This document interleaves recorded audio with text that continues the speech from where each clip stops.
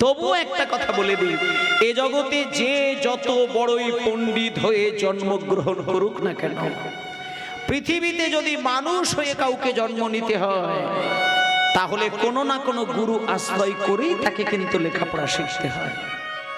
গুরুর আশীর্বাদ, গুরুর কৃপা, গুরুর বিদ্যা বুদ্ধি না পেলে পণ্ডিতের পাণ্ডিত্য কোনো দিন শুভ কাজে লাগে না। তাই নরোত্তম, শোনো বাবা, শেখো আমার কাছে, শেখো লেখাপড়া। এই বলে বাবা বেশি দিন নয়, 5 বছর বয়সে লেখাপড়া শুরু করেছে। একটা বছর গেছে, একটা বছর, মাত্র 6টা বছর বয়স হল। গুরুদেব শাস্ত্রের যে অধ্যায় থেকে যে শ্লোকেরই ব্যাখ্যা শুনতে চায়, নরোত্তম চোখ বন্ধ করে অনায়াসেই তার ব্যাখ্যা শুনিয়ে দেয়। মাস্টার মশাই অবাক হয়ে যায় যে অল্প ছোট বয়সে কি করে কঠিন কবিতা বলতে পারে, বেদের যে অধ্যায় থেকে প্রশ্ন করছে। নরোত্তম পাগল করা উত্তর দিচ্ছে। 6 বছর বয়সে নরোত্তম যখন পণ্ডিত হয়ে গেল, গুরুদেব নরোত্তমকে বুকে জড়িয়ে ধরে এই বক্ষ মাঝে মাথাটা রেখে নরোত্তমকে আদর দিতে দিতে বলছে, খোকারে আয় বাবা, তোকে আমি আশীর্বাদ করে দিলাম। আমার অন্তরে, আমার ভেতরে, আমার মস্তিষ্কে যদি বিদ্যা বুদ্ধি থেকে থাকে, আমি তোকে উজাড় করে দিয়ে দিলাম। আর আমার কাছে কোনো বিদ্যা নেই বাবা, আর আমার কাছে কোনো জ্ঞান নেই, তুই মহাপণ্ডিত, তুই বাড়ি চলে যা। আমি তোকে আশীর্বাদ করে দিলাম, আশীর্বাদ করে দিলাম, তুই বাড়িতে চলে যা। বাড়িতে গিয়ে তুই তোর মাকে প্রণাম করবি, বাবাকে প্রণাম করবি। আর একটা গোপন কথা আমি তোকে বলে দিই, সেটা মন দিয়ে শুনে রাখ। তোর বাড়ির কিছুটা দূর দিয়ে একটা নদী বয়ে গেছে, সেটা হলো পদ্মা নদী। আর সেই পদ্মা নদীর জলে চৈতন্য মহাপ্রভু স্নান করেছেন, এটা আমি জানি। তাই আমি তোকে একটা কথা বলবো, তুই পণ্ডিত হয়েছিস, কিন্তু গৌরের কৃপাটাকে একটু হৃদয়ে ধরার চেষ্টা কর। একবার যদি গৌরাঙ্গের কৃপাটা হৃদয়ে ধরতে পারিস, জানবি তোর মানব জীবন ধন্য হয়ে গেছে। চলে যা, তুই বাড়িতে যা, বাড়িতে গিয়ে মাকে প্রণাম করবি, বাবাকে প্রণাম করবি।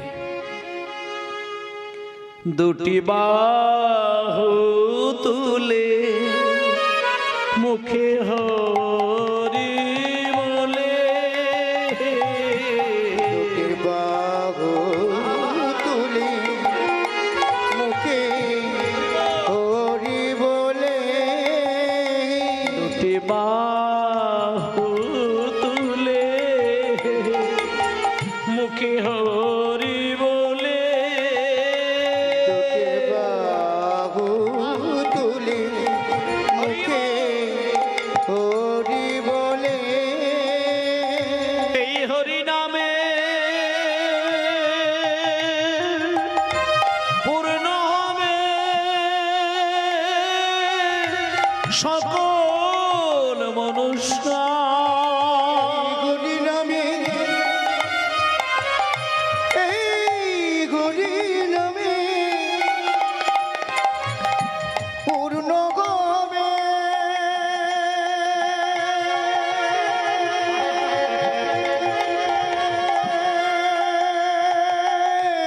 বলি হারি, বলি হারি, বলি হারি। সকল মনস্কার। ওরে প্রেম নেবে আয় বদন ভরে, বল রে হরি না। হরি হরি হরি হরি হরি হরি বল রে হরি না। ওরে প্রেম নেবে আয় বদন ভরে, বল রে হরি না। মিলে বিয়াই বদন ভরে, বল রে হরি না।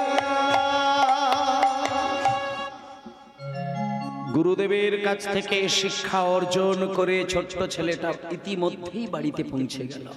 মায়েরা, নরোত্তমের বয়স ঠিক 6 বছর পেরিয়েছে। বাড়িতে এসে যখন মাকে প্রণাম করেছে, বাবাকে প্রণাম করেছে, ও মা, প্রত্যেকটা মায়ের কোলে যদি তার সন্তান মানুষ হয়ে ধরা দেয়, মা কিন্তু ছেলেকে বুকে জড়িয়ে ধরে হাসে না, কাঁদে। ছেলে যদি মানুষ হয়, এটা যদি মায়ের কাছে সংবাদ আসে না, বাবার কাছে যদি খবর আসে, মা বাবা কিন্তু কেঁদে ওঠে। কেন জানেন? ভেতরে পরমানন্দটা এত বেশি হয়, পরমানন্দে চোখের জল বিগলিত হতে যায়। তা আজকে নরোত্তম বাড়িতে এসে যখন মাকে ধরা দিয়েছে, খবর এসে গেছে নরোত্তম পণ্ডিত হয়েছে, মা আনন্দে বুকে জড়িয়ে ধরে স্নান করিয়ে দিয়েছে। আর বাবা ছুটে এসে ছেলেকে বক্ষ মাঝে জড়িয়ে ধরে বলছে, খোকা রে, এই খোকা, তুই পণ্ডিত হয়ে বাড়িতে এসেছিস। শোন বাবা, শোন, আমি তোর বাবা, আমার জীবনের ইচ্ছে ছিল তোকে পণ্ডিত তৈরি করার। তুই পণ্ডিত হয়েছিস, আমার কাছে খবর এসে গেছে, আমি শুনেছি তুই মহাপণ্ডিত। শোন, ছেলে হয়ে বাবার মনের সব আশাই তুই পূরণ করে দিলি, আমি তোর কাছ থেকে আর কিছু চাই না। এবার আমি তোকে একটা কথা বলি, ছেলে হয়ে বাবার কাছ থেকে কি চাস বল? আমি বাবা হয়ে তোকে কিছু দিতে চাই, বল তুই কি চাস? যখনই বাবা বলছে তুই কি চাস, তখন নরোত্তম বলছে, বাবা, বাবা, আপনি আমাকে কিছু দেবেন? হ্যাঁ দেব, মানে কি বল, তুই কি চাস? তুই যা বলবি তাই দেব। আমি তোর কাছ থেকে যা পাওয়ার পেয়ে গেছি, আমার আর কোনো কিছু চাইবার নেই। এবার তুই বল কি চাস, আমি তোকে দিয়ে আনন্দ পেতে চাই। নরোত্তম বলছে, বাবা, আপনি যদি কিছু দিতে চান, একটা জিনিস শুধু আমায় দেন। আপনি আমার মাথায় শুধু 2 হাত রেখে আশীর্বাদ করুন, আমাকে অনুমতি দিন, আমি পদ্মা নদীর জলে শুধু স্নান করব। কি রে, এই খোকা, পদ্মা নদীর জলে স্নান করব? পদ্মা নদীর জলে স্নান করতে গেলে আবার এত এইভাবে চাইবার কি আছে? ঠিক আছে, দাঁড়া দাঁড়া দাঁড়া, এই কে আছিস? আমার আলমারিতে দেখবি 10টি সোনার কলসি রাখা রয়েছে। ওই 10টি সোনার কলসি করে ভরে পদ্মা থেকে জল এনে আমার ছেলেকে সুন্দর করে স্নান করিয়ে দিত। যখনই সোনার কলসি করে জল ভরতে যাবে বলে তৈরি, নরোত্তম বলছে, বাবা, আমি তো সোনার কলসি করে জল নিয়ে আসলে ওইখানে স্নান করব না, আমি পদ্মা নদীতে গিয়ে স্নান করব। ও তুই যাবি? ঠিক আছে, তাই হবে, তাই হবে। এই কে আছিস? আমার একটা সোনার পালকি রয়েছে, সেই পালকিতে দামি দামি ফুল নিয়ে শঙ্খ বাজা, ঘন্টা বাজা, আমার ছেলে পদ্মা নদীতে যাবে। বাবা, আমি পালকিতে চড়ে যাব না। পালকিতে চড়ে গেলে লোকের কাঁধের উপরে চড়ে যেতে হয়, আর লোকের কাঁধে চড়ে গেলে অন্তরে ভক্তি লাভ হবে না। আমি পালকিতে চড়ে যাব না বাবা। তাহলে গরুর গাড়িতে যাবি? না, আমি গরুর গাড়িতেও যাব না। আচ্ছা, যদি ঘোড়ার গাড়ি করে দিই? না, আমি ঘোড়ার গাড়িতেও যাব না। তবে কি হেঁটে হেঁটে যাবি? না, আমি হেঁটে হেঁটেও যাব না। তবে তুই কিসে করে যাবি? পালকিতে যাবি না, গরুর গাড়িতে যাবি না, ঘোড়ার গাড়িতে যাবি না, হেঁটে হেঁটে যাবি না, কেমন করে যাবি? যখন বাবা বলেছে কেমন করে যাবি, নরোত্তমে কেঁদে কেঁদে বলে, বাবা গো, বাবা গো, আমি পালকিতে চড়েও যাব না, গরুর গাড়িতেও যাব না, ঘোড়ার গাড়িতেও যাব না, আর আমি হেঁটে হেঁটেও যাব না গো। এখন উঠতে হবে না মা, ঠিক আছে, ওখানে দিয়ে দিন, গানের সময় কেউ উঠবেন না, ওটা ছেড়ে দিন, দিয়ে দিন, ওখানে দিয়ে দিন। নিতাই গৌর হরিবল, গৌর হরিবল, গৌর হরিবল, ওখানেই দিয়ে দেন। হ্যাঁ ঠিক আছে, গানের মাঝখানে কেউ আসবেন না। নরোত্তমে কেঁদে কেঁদে বলে, বাবা গো, বাবা গো, আমি পালকিতে চড়ে যাব না, গরুর গাড়িতেও যাব না, আর ঘোড়ার গাড়িতেও যাব না, আর আমি হেঁটে হেঁটেও যাব না গো। তবে আমি কেমন করে যাব জানো?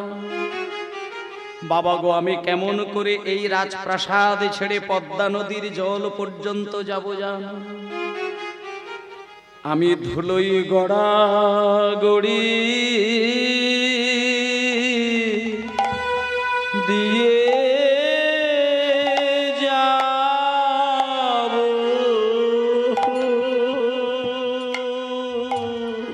নিতাই গৌর হরিবল। ধুলোয় গোড়া গড়ি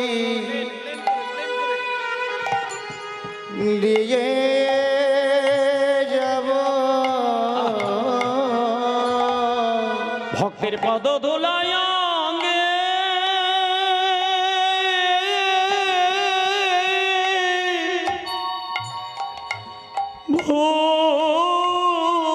ভূষণ করে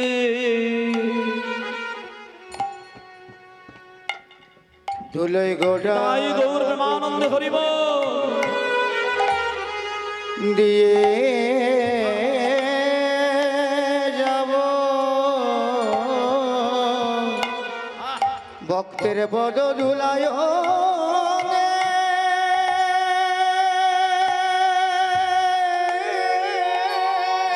পদ ধুলায় অঙ্গে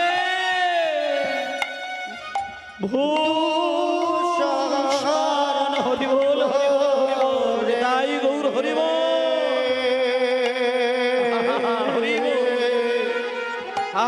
আমি ধুলোয় গোড়া গড়ি গড়াগড়ি গড়াগড়ি দিয়ে যাব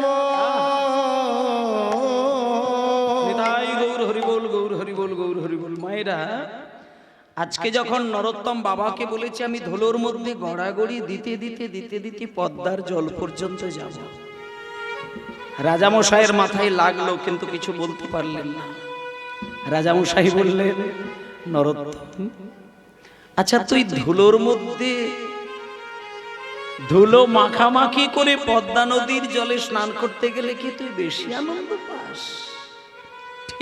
ঠিক আছে ঠিক আছে, তুই যদি ধুলো মেখে পদ্মা নদীর জলে গেলে বেশি সুখ পাস আমি তোকে অনুমতি দিয়ে দিলাম, চলে যা চলে যা, তুই ধুলোর মধ্যে গড়াগড়ি দিতে দিতে যা। এই বলে নরোত্তমকে অনুমতি দিয়ে দিলেন। নরোত্তম বেরিয়ে যাচ্ছে, কিন্তু মায়েরা রাজামশাইয়ের কিন্তু মন মানে না। দুজন প্রহরী ঠিক করে ফেললেন। দুজন প্রহরীকে বললেন ওগো তোমরা আমার ছেলেকে একটু লক্ষ্য রাখার জন্য পিছনে পিছনে যাবে। কেন জানো, আমার ছেলে না জীবনে কোনোদিন পদ্মা নদী চোখে দেখে না, ও কোনোদিন পদ্মা নদীর জল ছয় না, ও কোনোদিন নদীতে নামে না। তোমরা পিছনে পিছনে যাবে, ও যখনই জলে নামতে যাবে তোমরা দুইজন ওর হাতটা একটু ধরবে, কেমন দেখো ছেলের যেন কোনো ক্ষতি না হয়। এই বলে দুজন প্রহরীকে পিছনে পাঠিয়ে দিলেন। এবার নরোত্তম গড়াগড়ি দিতে দিতে দিতে দিতে যাচ্ছে। যেতে যেতে যেতে যেতে যেতে যেতে যেতে যেতে একেবারে নদীর জলের কাছে গিয়ে নরোত্তম উঠল। নদীর জলের কাছে গিয়ে নরোত্তম ভাবছে আমাকে যে স্নানের কথা বলল, আমি যদি স্নান করতে হয় তাহলে তো নদীর জলে আগে পা দিতে হবে। আর আমার যেটা মনে হয় যে নদীর জলে যদি আমি প্রথম পা দিয়ে দিই তাহলে তো পদ্মা ওই পদ্মা মায়ের মাথার উপরই পা তুলে দিলাম। না না না না না না, আগে পা দেওয়া যাবে না, আমি বরং মাকে আগে ভালো করে প্রণাম করে নেব, আমি ভক্তি ভরে আমার মাকে প্রণাম করে নেব। এই বলে পদ্মা মাকে লম্বা হয়ে শুয়ে পড়ে যেই প্রণাম করতে গেছে, অমনি পদ্মা নদীর জলে ঢেউ গড়িয়ে গড়িয়ে এসে নরোত্তমের মাথাটা ছুঁয়ে গেল।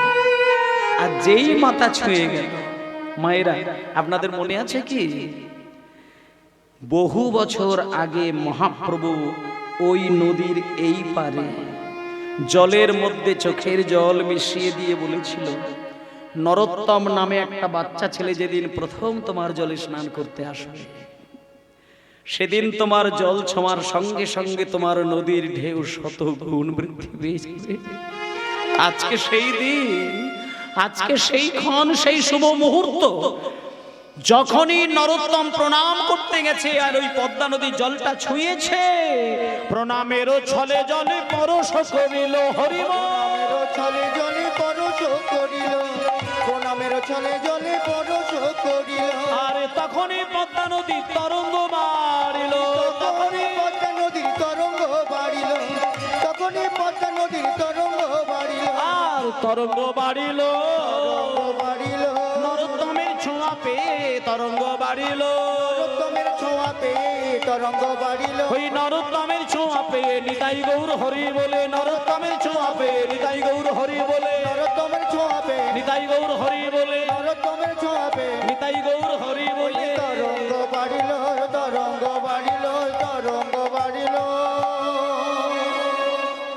ঝাপটায় হঠাৎ পদ্মা নদীর মাঝখান থেকে 100 গুণ একটা ঢেউ এসে নরোত্তমকে ভাবার সময় দিল না। যে দুজন প্রহরী পাঠিয়েছিলেন রাজামশাই, তাদেরকেও ভাবার টাইম দিল না। এক ঝাপটায় নরোত্তম নিশ্চিন্ন হয়ে গেল। যে দুজন প্রহরী, তারা নরোত্তমকে আর দেখতে পেলেন না। নরোত্তম কোথায়? রাজামশাইকে কি জবাব দেব? রাজামশাইকে বাড়িতে গিয়ে কি জবাব দেব? নরোত্তম জলের তলায় তলিয়ে গেছে।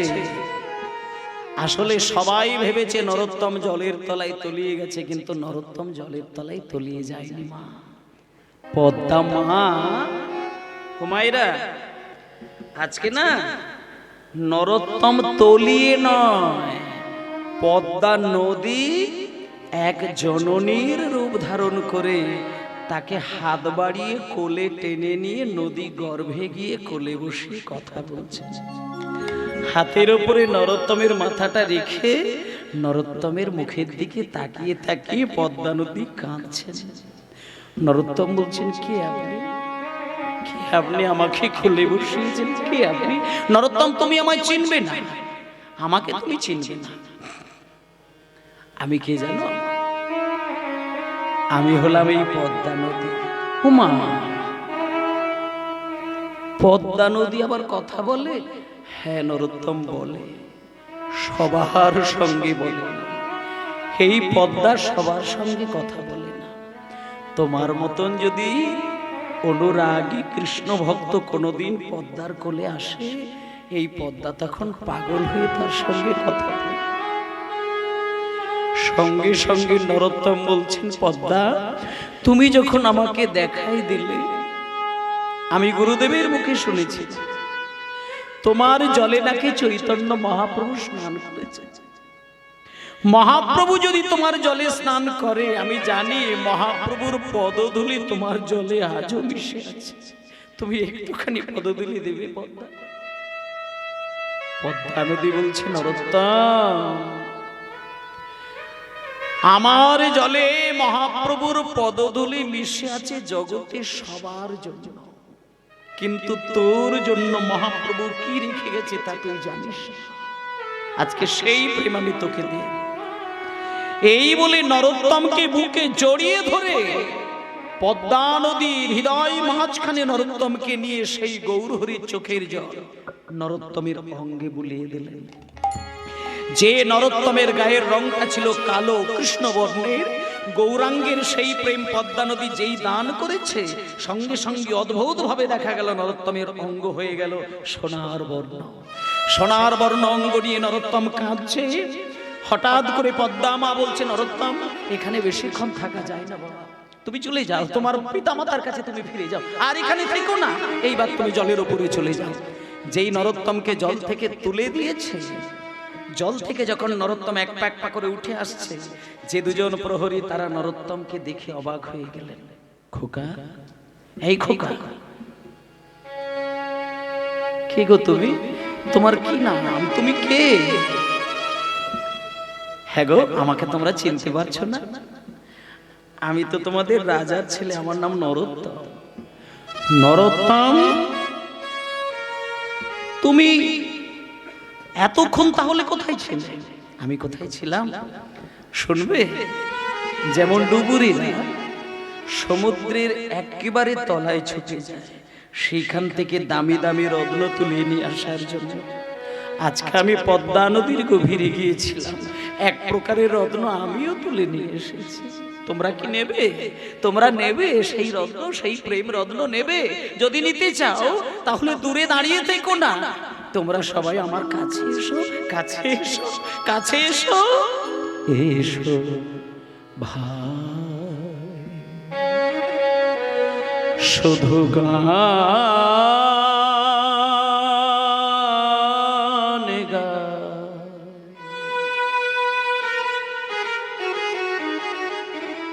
কৃষ্ণ না হরি না,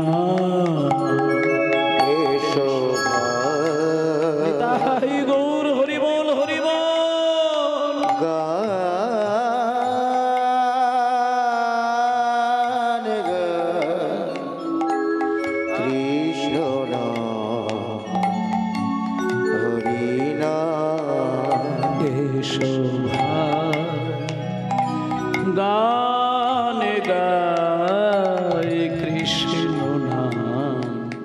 হরি নাম এসো ভাই গান গাই কৃষ্ণ নাম হরি নাম চরাচরে বলো হরি চরাচরে বলো গরি চরাচরে বলো হরি চরাচরে বলো গরি বলো না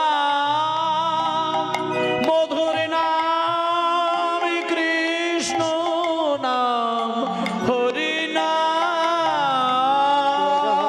হরি হরি বলো গরি বলো না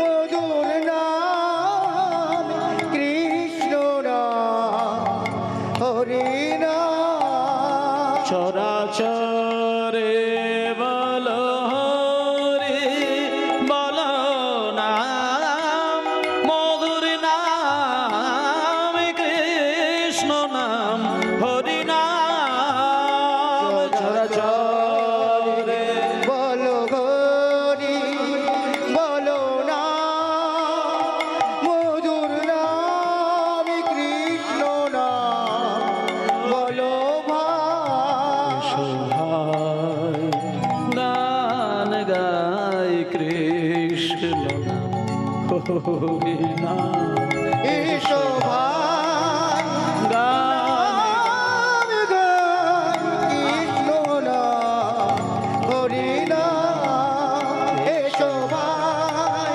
নাম গাই কৃষ্ণ নাম হরি নাম কিন্তু মায়েরা নরোত্তমকে দেখতে ভারী সুন্দর, নরোত্তমকে দেখতে হয়েছে খুব মিষ্টি, কিন্তু গায়ের রংটা কিন্তু ছিল কালো কৃষ্ণ বর্ণের। ফর্সা ছেলে নয়, কালো ছেলে। দেখতে দেখতে দেখতে দেখতে ছেলেটা বড় হয়েছে, মাত্র 5 বছর বয়স। এবার বাবার নাম তো কৃষ্ণানন্দ দত্ত। এইসব কথাগুলো একটু মনে রাখবেন। বাবা কৃষ্ণানন্দ দত্ত ছেলেটাকে দেখলো 1 বছর হলো, 2 বছর হলো, 3 বছর হলো, 4 বছর হলো, 5 বছর হলো। যখন ছেলের বয়স হয়ে গেল 5, বাবা এইবার চিন্তাটাকে ঘুরিয়ে নিলেন। মনে মনে চিন্তা করলেন, আমার ছেলের বয়স যখন 5 বছর হয়েছে, আমি ছেলেটাকে একটু লেখাপড়া শেখানোর জন্য এই যে আমাদের রাজশাহী জেলা, ও মায়েরা এটা তো 24 পরগনা জেলা, তাই তো? আচ্ছা, 24 পরগনা জেলার মধ্যে যদি সব থেকে নামি একজন মাস্টার মশাইয়ের নাম খোঁজা যায়, খুঁজে বলা যাবে কি? সারা 24 পরগনার মধ্যে একজন নাম করা মাস্টার মশাই কে আছে বলতে হবে, খুঁজে পাওয়া খুব মুশকিল। কিন্তু রাজশাহী জেলার মধ্যে সব থেকে নাম করা মাস্টার মশাই, তিনি একেবারে পণ্ডিত, জ্ঞানের সাগর একজন ছিলেন। খুঁজে খুঁজে বার করলেন, তিনি হলেন কৃষ্ণ দাস পণ্ডিত। এবার ওই 5 বছরের ছেলেটাকে কোলে করে নিয়ে বেশ কিছুটা পথ গিয়ে ওই কৃষ্ণদাস পণ্ডিতের গৃহে ভর্তি করে দিলেন। রাজামশাই বলে আসলেন, পণ্ডিত মহাশয়, এ আমার ছেলে, আমি ওর বাবা নরোত্তম। ওই নরোত্তমকে তুমি পণ্ডিত তৈরি করে দেবে। আর শুনুন না পণ্ডিত মহাশয়, ছেলেকে পণ্ডিত তৈরি করে দেবেন, আর টাকা পয়সার অভাব আপনাকে চিন্তা করতে হবে না। আপনি শুধু আমাকে বলবেন, আপনাকে ভরিয়ে দেবো। আমি শুধু বাবা হয়ে এটাই চাই যে ছেলেকে আপনি পণ্ডিত তৈরি করে দিন, শাস্ত্রে মহাপণ্ডিত তৈরি করে দিন, যা লাগবে আমাকে বলবেন। ব্যাস, এই কথা বলে দিয়ে বাবা বাড়ি চলে এলেন। এবার মাস্টার মশাইয়ের কিন্তু নিয়মটা বাবা একটু আলাদা। ওই এখনকার দিনের টিচার আর তখনকার দিনের টিচার আকাশ পাতাল তফাৎ। কৃষ্ণদাস পণ্ডিত নরোত্তমকে কাছে ডেকেছে, কাছে ডেকে বলছে, খোকা সামনে সামনে কাছে এসো। কি নাম তোমার? আমার নাম নরোত্তম দাস। নরোত্তম দাস, বেশ। আচ্ছা, তোমাকে আমি একটা প্রশ্ন করি, তোমার বাবা কি করে বলো তো? আমার বাবা তো রাজা মশাই। ও, তার মানে তুমি রাজার ছেলে। আচ্ছা আচ্ছা আচ্ছা, সেই জন্যই তোমার বাবা বলে গেল যে টাকার চিন্তা করতে হবে না, আপনাকে আমি ভরিয়ে দেবো, সেই জন্য বললেন। ঠিক আছে, শোনো শোনো, একটা কথা বলি নরোত্তম, আমার কাছে রাজার জন্য যে আইন না, আর পথের ভিখারির জন্যও সেই আইন। আমি ওই কোটিপতির ছেলেকে কোলে আদর করব, আর ওই ভিখারির ছেলেকে ছড়ি পেটা করব, ও জাতের মাস্টার মশাই আমি নই। আমার কাছে যেই লেখাপড়া শিখতে আসুক না কেন, আমি কিছুক্ষণের জন্য আমার এই যে বেদিটা রয়েছে, এই বেদিটাতে দাঁড় করিয়ে দিয়ে তাকে একটা পরীক্ষা করে নিই। সেই পরীক্ষা যদি পাশ করে, তাহলে আমি তাকে রেখে লেখাপড়া শেখাই, আর যদি ফেল করে যায়, সঙ্গে সঙ্গে আমি ঘর থেকে বাইরে বার করে দিই।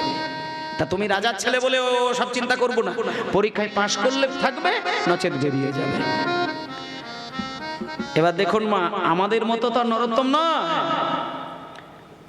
হাত জোড় করে বলছেন, বাবা ঠাকুর আমাকে পরীক্ষা দিতে হবে। ঠিক আছে, আপনি বলুন, আমি প্রস্তুত। কি পরীক্ষা দিতে হবে আপনি বলুন। তুমি পরীক্ষা দেবে তো? এইখানে দাঁড়াও, দাঁড়াও। তোমার পরীক্ষাটা হলো একটাই, যেহেতু তোমার বয়সটা 5 বছর হয়েছে, তাহলে নিশ্চয়ই তোমার মা বাবা তোমাকে অ আ ক খ শিখিয়ে দিয়েছেন। আর অ আ ক খ যেহেতু তুমি শিখে গেছো, বেশি তোমায় কঠিন পরীক্ষা চাই না, শুধু ক খ গ ঘ ঙ এই 5টি বর্ণ দিয়ে একটা কবিতা রচনা করে শুনিয়ে দাও। এবার যদি পারো তাহলে তুমি থাকবে, না বেরিয়ে যাবে। এইবার মায়েরা, 5 বছরের ছেলেটিকে যখনই বলেছে ক খ গ ঘ দিয়ে কবিতা, নরোত্তম সঙ্গে সঙ্গে দাঁড়িয়ে হাত জোড় করে চোখ বন্ধ করে নিয়ে মা বাবাকে একটুখানি হৃদয় মাঝে স্মরণ করে নিলেন। তারপরে সামনে দাঁড়িয়েছিল গুরুদেব, গুরুদেবকে দুম করে প্রণাম করে নিয়ে শুরু করে দিলেন কি অদ্ভুত একটি কবিতা। গুরুদেব, কয়ে কলি যুগে শ্রীকৃষ্ণ চৈতন্য অবতার, হরি হরি বল। চৈতন্য অবতার, কলি যুগে শ্রীকৃষ্ণ চৈতন্য অবতার, কলি যুগে শ্রীকৃষ্ণ চৈতন্য অবতার। হয়ে খেলিবার প্রবন্ধে কইলেন খোল করতা, খেলিবার প্রবন্ধে কইলেন খোল করতা, খেলিবার প্রবন্ধে কইলেন খোল করতা। গড়াগড়ি জান প্রভু নিজ সংকীর্তনে, গড়াগড়ি জান প্রভু নিজ সংকীর্তনে, গোড়াগড়ি জান প্রভু নিজ সংকীর্তনে। আরে ঘরে ঘরে হরি নাম দেন সর্বজনে, হরি হরি বল। নাম দিনি সর্বজনে, ঘরে ঘরে হরি নাম দিনি সর্বজনে, ঘরে ঘরে হরি নাম দিনি সর্বজনে। উমায় উচ্চৈঃস্বরে গান প্রভু জীবের লাগিয়া, উচ্চৈঃস্বরে গান প্রভু জীবের লাগিয়া, উমায় উচ্চৈঃস্বরে গান প্রভু জীবের লাগিয়া। উচ্চৈঃস্বরে গান প্রভু জীবের লাগিয়া। ছয় চৈতন্য করল জীবে কৃষ্ণ নাম দিয়া, চৈতন্য করল জীবে কৃষ্ণ নাম দিয়া, চৈতন্য করল জীবে কৃষ্ণ নাম দিয়া। ছয় ছল ছল করে আখি নেত্রে জল ধরে, চলো চলো করে আঁকি নেত্র জল ধরে, চলো চলো করে আঁকি নেত্র জল ধরে। জগৎ পবিত্র কইলেন গৌর কলে বারে, জগৎ পবিত্র কইলেন গৌর কলে বারে। জগতে পবিত্র কইলেন গৌর কলে বরে। মাস্টার মশাই নরোত্তমকে বুকে জড়িয়ে ধরে কাঁদতে শুরু করে দিলেন। নরোত্তম, আচ্ছা এই কঠিন কবিতা তুমি কোথায় পেলে? কোথায় পেলে তুমি এই কবিতা? কি তুমি কোথাও শুনেছো না কোথাও কারোর কাছ থেকে জেনেছো, বুঝেছো? বাবা ঠাকুর, এই কবিতা আমাকে এর আগে কেউ শোনায়নি। আপনার আশীর্বাদে আর মা বাবার আশীর্বাদে আমি এই কবিতা এখনই শুনলাম। গুরু, তুমি কবিতা আমাকে এখনই শোনালে? বাহ! শোনো নরোত্তম, শোনো নরোত্তম, শোনো। তোমার এই মুখ থেকে কঠিন কবিতা শুনে